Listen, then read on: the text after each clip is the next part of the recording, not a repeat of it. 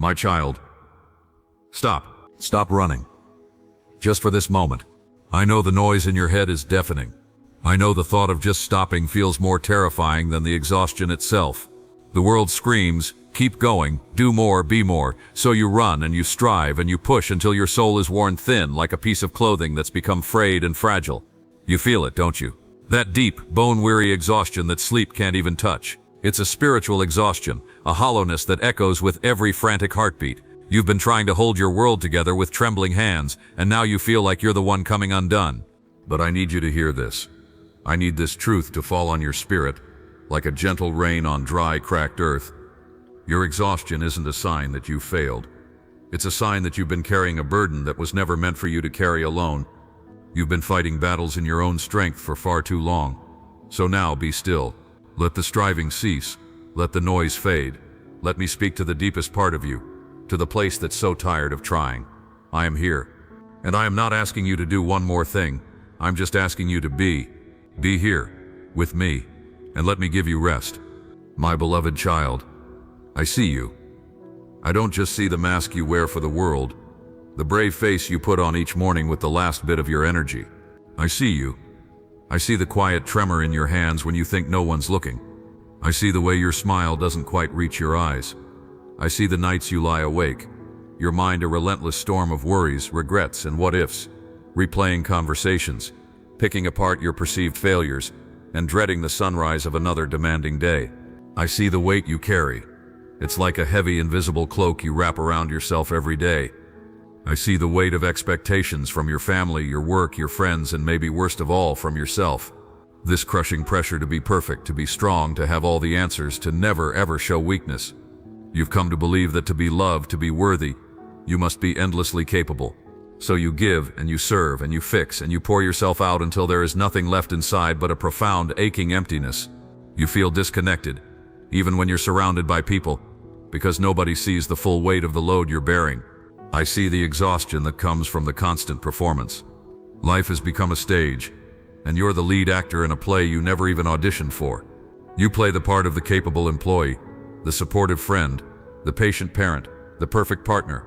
With every scene change, you switch your costume, adjust your script, and hope no one notices the fatigue behind your eyes. This performance is draining the life right out of you, leaving you feeling like a fraud, terrified that if you miss a single line, the whole show will collapse, and everyone will see you for what you secretly fear you are, not enough. I see the wounds you carry from the past, the ghosts that whisper your name in the quiet moments, the rejections that made you feel unlovable, the betrayals that taught you not to trust, the failures that convinced you that you're inadequate. You carry these hurts around like stones in your pocket, their weight a constant, familiar burden. You've tried to bury them, to outrun them, to pretend they don't exist, but they're heavy, they're tiring, and they've colored the way you see yourself, the world, and even me. You feel a deep sense of shame for things long past, for scars you believe define you. I see your spiritual weariness.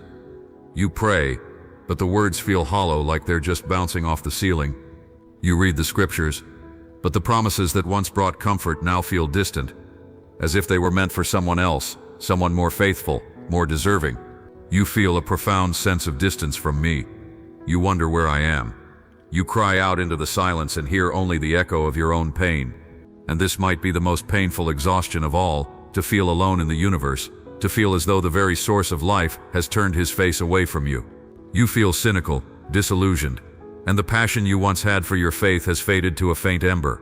I see the fatigue in your body, the way it holds on to the stress of your spirit, the tension in your shoulders, the headaches that cloud your thoughts, the persistent tiredness that no amount of coffee or rest can seem to fix. Your body is keeping score of every worry, every fear, every tear you haven't shed. It's crying out for a rest that's deeper than sleep, a rest for your soul. And I see the loneliness that comes from this all-encompassing exhaustion. You feel disconnected from your own inner voice, unable to even figure out what you truly want or need anymore. You look to others for cues, yet you feel profoundly alone. You pull away from people because connection requires an energy you just don't have. Even in a crowded room, a deep sense of isolation washes over you. My child, hear me. I see all of it. Not with judgment, not with disappointment, but with a father's heart that breaks to see his child struggling under such a heavy load. You are not failing. You are not weak. You are a human being who has been trying to do the impossible, to be your own source, your own savior, your own strength. You were never designed to live this way. Your weariness is a sacred signal, a holy invitation from your own soul calling you back to stillness, back to surrender, back to me. I see you, all of you, and I love you. Not for what you do, but for who you are, my child. And it's time for you to come home and rest. Listen to my voice. Let it cut through all the noise of your life. The world has taught you that your value is in your motion, in your productivity, in the relentless forward march of doing. It has taught you that to be still is to be lazy, to fall behind. The noise of that belief is so constant that you've mistaken it for the truth. But I'm here to tell you a deeper truth. A truth your soul is aching to hear. The path to your restoration doesn't start with more effort. It starts with less. It starts with stillness. I'm inviting you now, in this very moment, to be still. This isn't an empty command. It's a gentle, loving invitation. I'm not asking you to magically clear your mind, because I know it's a raging sea of thoughts and anxieties. I'm not asking you to achieve some state of perfect, unattainable peace. I'm simply asking you to stop your frantic striving, to let your hands fall open, to take a breath, and then another, without worrying about the next moment. The stillness I'm talking about isn't an absence. It's not a void or a waste of time. It is an active posture of the soul. It's a conscious choice to turn away from the chaos of the world and turn toward the quiet sanctuary inside you, where I've always been waiting. Think of a deep, ancient forest. The trees stand in a profound, powerful silence. They aren't idle. They are drawing life from the earth, reaching for the heavens, growing in a slow, mighty rhythm you can't even see. Their stillness is their strength. This is the kind of stillness I offer you. I know you resist stillness. The silence feels threatening because in the silence, all the things you've been running from start to surface. The pain, the fear, the loneliness. They're all there, waiting. You're afraid that if you stop moving, they will finally swallow you whole. But I am with you in the stillness. I am the ground beneath your feet. I won't let you be consumed. The point of this stillness isn't to confront your demons alone. It's to finally let me be with you, right in the middle of them. Imagine yourself standing by a turbulent lake. The wind is howling, and the waves are crashing violently. This is your inner world right now. You've been trying to calm the storm yourself, shouting at the waves, trying to push them back, exhausting yourself in a fight you can't win. Stillness is the act of sitting down on the shore. You stop fighting the waves, you just watch them. You acknowledge their power, their fury, and as you sit, you start to notice something else. You notice the vast, immovable mountains behind the lake. You notice the solid earth beneath you. You notice the endless sky above. The waves are still crashing, but you are no longer lost in them. You are grounded in a reality that is bigger, quieter, and more powerful than the storm. I am that reality. Stillness is the practice of shifting your focus from the storm of your thoughts to the unshakable presence of my love. So how do you begin? It's simpler than you think. It doesn't require a special room or a perfect hour. It can start right now. Start with your breath. It's your anchor to this present moment. Feel the air enter your body, a gift of life given to you without any effort. And feel it leave. With each inhale, imagine you're breathing in, my peace. With each exhale, imagine you're releasing a small piece of the tension you're holding. Don't force it. Just notice it. This simple act is an act of stillness. Find tiny moments in your day to pause. While you wait for the coffee to brew. While you're stopped at a red light. Before you get out of bed. Instead of filling these gaps with more noise, your phone, the news, your endless to-do list, let them be sacred pauses. In these 5-second, 30-second, 2-minute breaks, just be. Look out the window. Feel the chair supporting you. Listen to the sounds around you without judgment. These are pockets of stillness where your soul can finally catch its breath. Stillness is a discipline of trust. It's the deliberate choice to believe that if you stop holding everything together for 1 second, the world will not fall apart. It's the faith that I am at work, even when you aren't. Your frantic activity often gets in the way of the very miracles I'm trying to perform. You're like a person trying to build a house in the middle of a hurricane. I'm asking you to come inside, to find shelter in me, and to trust that I am the master builder who knows how to work in any weather. The world says, don't just stand there, do something. I say to you, my weary child, don't just do something. Stand there. Stand there and know that I am God. Be still and let me reintroduce you to your own soul. Be still and let me remind you that you are a human being, not a human doing. In the quiet, you will begin to hear my voice again, not as a clap of thunder, but as a gentle whisper, a loving assurance that's been there all along, waiting patiently beneath the noise for you to finally be still enough to hear. My child, for so long you've been trying to swim upstream. Picture your life as a great, powerful river. From the moment you were born, you were told that you had to fight the current. You had to swim harder, faster, stronger. You had to make your own way against the flow to reach some far-off promised shore of success, worthiness, and peace. And so you've been swimming. Oh, how you have struggled. You've kicked and thrashed and fought with every fiber of your being. Your muscles burn, your lungs ache, and your spirit is bruised and battered by the relentless current. You see others who seem to be swimming faster, and you feel shame. You get swept back by a powerful wave of failure or sorrow, and you feel despair.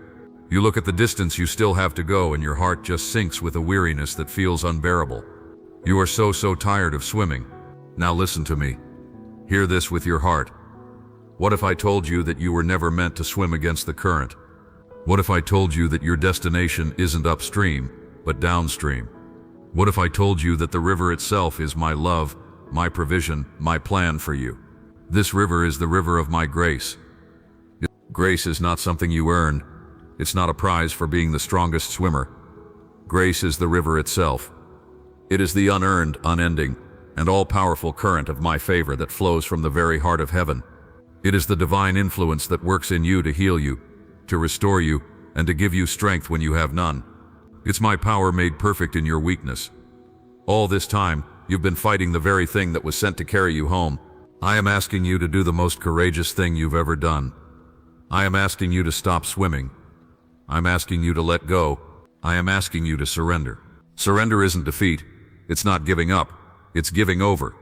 It is the conscious, trusting act of releasing your desperate grip on control and allowing yourself to be held, to be carried by a power infinitely greater and more loving than your own. It is turning over onto your back, letting your arms and legs go limp, and trusting that the water will hold you. Feel it now, in your spirit. Let go of the need to understand everything. Let go of the need to plan every single step. Let go of the need to prove your worth through your own striving. Just let go. Feel the current catch you. It might feel terrifying at first. The loss of control is what you feared most. But soon you will discover a truth that will change everything. The river is kind. The current is gentle. It is flowing with a purpose and a wisdom that you could never achieve on your own. This river of grace will not carry you into chaos. It will carry you into life. The scriptures speak of a river whose streams make glad the city of God, a river of living water that flows from my throne, bringing healing and life wherever it goes. This is the river you are in. When you surrender to its flow, it carries you past the jagged rocks of anxiety you were trying to navigate on your own. It lifts you over the hidden snags of fear. It gently steers you away from the whirlpools of despair. Think of how a child trusts a loving father in the water. The child doesn't worry about the depth of the ocean or the strength of the tide. The child simply relaxes into the father's strong arms, knowing they are safe, knowing they are held. I am that father. My arms are the everlasting arms, and they are underneath you. Surrendering to the river of grace is simply choosing to trust me more than you trust your own ability to swim. This grace is my power and presence in your life. It is the peace that can fall on you even in the middle of a storm. It is the love that assures you of your infinite worth, no matter what.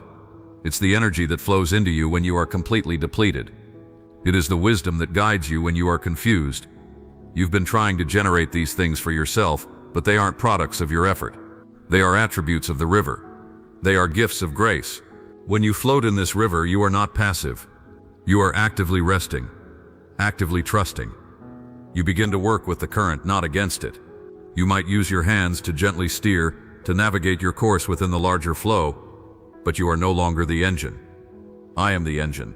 I am the power that moves you. Your only job is to stay in the water and keep your heart open to my guidance. So, stop kicking, stop fighting. Let the river hold you. Let my grace be the current that carries you. You've been exhausted long enough. It's time to learn the glorious, life-giving art of floating. The shore you're looking for isn't in the direction you were heading. It's wherever this river of love is taking you. Trust me. Let go and let me carry you home. My beloved, as you learn to float in the river of my grace, it's time to lighten your load. You can't float if you're still clutching the heavy stones that have been weighing you down for so long. I want you to look at these burdens with me, not with shame, but with awareness. We'll release them together, you and I. I won't snatch them from you. They are yours to release. I will simply provide the river, the ever-flowing current of grace that can carry them away, far from you, until they are gone for good. Imagine you are standing now, waist deep in this warm, gentle river. The water is clear, and the sun is on your face. You feel the steady, reassuring pull of the current. In your arms, you're holding a large, heavy sack. This sack contains every burden you've been carrying. Let's open it now. Let's name them, one by one, and offer them to the water. The first stone you pull out is the heavy, jagged stone of fear. It's cold to the touch. This is the fear of the future, the fear of failure, the fear of what other people think, the fear of not being enough, the fear of being alone. You've held on to this stone thinking it would protect you, believing that if you just worry enough, you can somehow control the outcome. But it has only made you a prisoner. Now hold it in your hand. Feel its weight. Acknowledge the role it has played. And then, with a conscious act of your will, open your fingers. Let the stone of fear drop into the river. Watch as the current of my grace immediately catches it and tumbles it away. My perfect love casts out fear. I have good plans for you. Plans for a hope and a future. You don't need to control tomorrow. You just need to trust the one who holds tomorrow. Release it. Let it go. The next stone is slimy with regret. It's the stone of your past. It is the sum of your mistakes, your failures, the words you wish you could take back, the things you're ashamed of. You carry it as a constant reminder of your unworthiness, believing you have to pay for your own sins. My child, my son has already paid that price. When you give your life to me, the old is gone and the new has come. My mercies are new every single morning. Your past doesn't define you. Your mistakes are not who you are. They are experiences that I can bring good from, but they are not your identity. Hold this stone, forgive yourself as I have already forgiven you, and let it fall into the water. Watch it sink and disappear. It's gone. You are a new creation. Now pull out the heavy, square stone of control. This has been your most trusted tool. You believe that if you can manage every detail, organize every person, and anticipate every problem, you can keep yourself safe and build the life you want. The need for control has made you rigid, anxious, and exhausted. It has kept you from intimacy because you can't control other people. It has kept you from peace because life is fundamentally uncontrollable. This is the very thing that has kept you swimming upstream. It's the belief that you are the captain of the ship. But I am the captain. My plans are better than your plans, and my ways are higher than your ways. Surrendering control isn't giving up responsibility. It's an act of profound wisdom. It is admitting you are not God. I am. Open your hand. It will be hard. Your fingers will want to cling to it. But I'm here. Let the stone of control go. Feel the release in your shoulders and in your jaw. Feel the freedom of not having to run the universe by yourself. Here's another one. A sticky tar-like stone. The stone of shame. It's different from guilt, which says, I did something bad. Shame whispers, I am bad. It's the deep-seated belief in your own fundamental flaw, your own unworthiness. It makes you hide. It makes you feel unworthy of love, of joy, of my presence. This is the greatest lie from the enemy of your soul. I created you in my image. I called you good. I see you as righteous, not because of what you've done, but because you are covered by the perfection of Christ. You are not a mistake. You are a masterpiece. Hold this disgusting stone of shame and see it for the lie that it is. Reject it, renounce it, and drop it into the river of grace. Let my truth wash over you, cleaning away that sticky residue. You are worthy, you are beloved, you are mine. And what about this one? The stone of other people's expectations.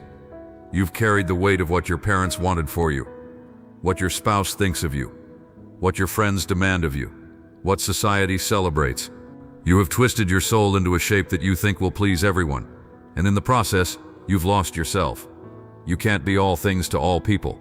You were only ever meant to be one thing, my beloved child, living out the unique and beautiful purpose I placed inside you. It is time to let go of the need for everyone's approval. My approval is all that matters, and you already have it, unconditionally. Drop the stone. Feel the lightness as you stand up straighter, no longer bent under the weight of opinions that are not your own. There are more stones in the sack. The stone of worry, the stone of comparison, the stone of bitterness and unforgiveness, the stone of insecurity.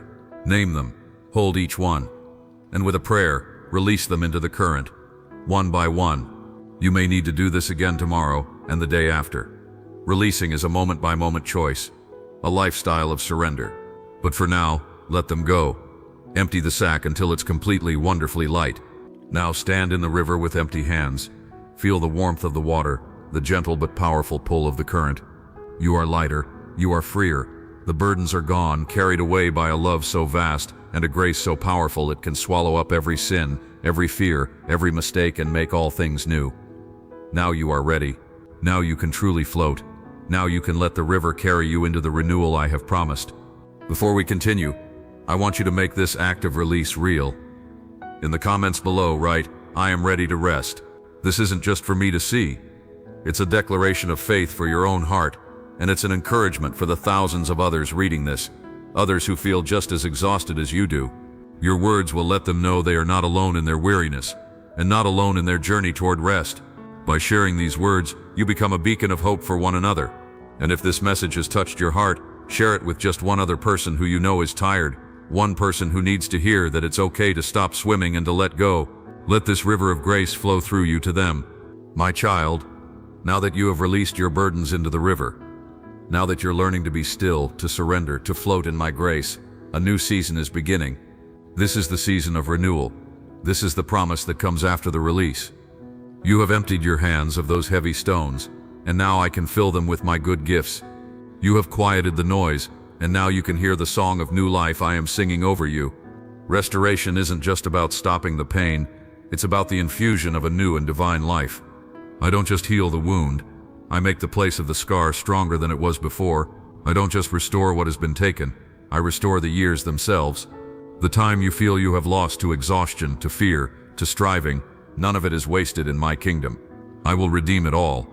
Imagine the dawn after a long, dark, stormy night. This is what renewal feels like in the soul. At first, it's almost unnoticeable, a faint gray lightning on the horizon. This is the first flicker of hope you feel. It's a quiet inner knowing that the darkness won't last forever. Then slowly colors begin to bleed into the sky, soft pinks and gentle oranges. This is the return of feeling. The numbness begins to fade, and you start to have moments of quiet joy, of simple gratitude, of genuine peace. You notice the beauty of a flower, the warmth of the sun, the kindness in a stranger's eyes, things you were too exhausted to see before. Then the sun itself breaks over the horizon. Its golden light floods the landscape, chasing away every last shadow. This is the moment you feel my love, not as a distant idea, but as a real, tangible warmth that spreads through your entire being. It's a brilliant light that shows you the truth of who you are, cherished, delighted in, and completely secure in your Father's house. This is the joy of your salvation being restored to you. As you continue to rest in me, your strength will return, but it will be a different kind of strength than you've ever known. Your old strength was brittle, born of willpower and fueled by anxiety. It was the strength of a clenched fist. Your new strength is resilient and flexible, born of trust. It is the strength of an open hand. It is my strength flowing through you. The prophet Isaiah promised that those who hope in the Lord will renew their strength. They will soar on wings like eagles. They will run and not grow weary. They will walk and not be faint. This isn't a promise of endless physical energy. It's a promise of a divine power that holds you up. You will still face challenges, but you will face them not with frantic effort, but with a deep, abiding confidence that my power is at work in you and for you. My grace is always enough for you, for my power is made perfect in your weakness. You'll also find that I am renewing your mind. Where there was once a constant loop of anxious thoughts, criticism, and fear, I will plant new thoughts, thoughts of truth, hope, and love. As you spend time in stillness, as you meditate on my promises, your very thought patterns will be transformed. You'll begin to see yourself the way I see you. You'll see your circumstances not as impossible obstacles, but as opportunities for my grace to be put on display. This is what it means to be transformed by the renewing of your mind. Your passion for life and for me will return, not as a roaring fire of emotional hype, but as a steady, warm, and glowing hearth at the center of your being. It's a quiet passion, a deep love that no longer depends on your circumstances. Your spiritual life will stop being a duty and will become a delight, a genuine friendship with the one who loves you most. Your prayers will become conversations. Your reading of my word will feel like you're receiving a love letter written just for you. Your worship will be the natural overflow of a grateful heart. I am doing a new thing in you. Can't you see it? I am making a way in the wilderness and streams in the wasteland of your soul. The dry, barren ground of your heart is becoming a well-watered garden, ready to bear good fruit. The fruit of the Spirit: love, joy, peace, patience, kindness, goodness, faithfulness, gentleness, and self-control will begin to grow in your life, not because you're trying harder, but because you are resting more deeply in me, the vine. This renewal isn't a one-time event. It's a daily process. Just as the morning mercies are new every day, so is the work of my renewal in you.